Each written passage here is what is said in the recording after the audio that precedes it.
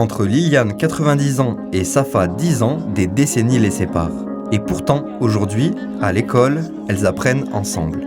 Écrire à la plume, moudre le café, faire tourner un 33 tours, autant de gestes oubliés qui reprennent vie sous leurs mains. Regardez par là. Ça tourne pas, ça? J'arrive pas. Non. Ça tourne pas? Non, j'arrive pas à faire marcher. Comment on faisait pour voir les photos ensuite? Ah ben, on les portait chez le photographe. C'est le photographe qui les développait.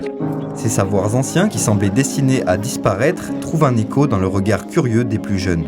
C'est là tout l'enjeu des après-midi intergénérationnels organisés par l'école Edgar Quinet, dans le cadre des semaines d'information pour la santé mentale.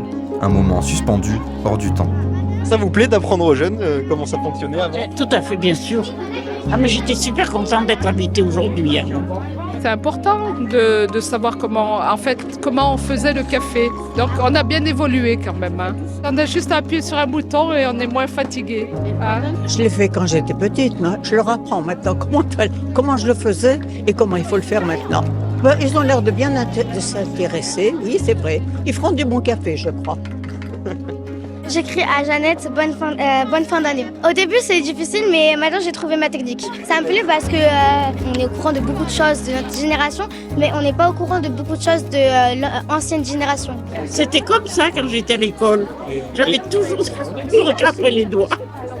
Elle m'a donné une technique, tu mets de l'encre un peu sur la table et ça marche mieux pour écrire.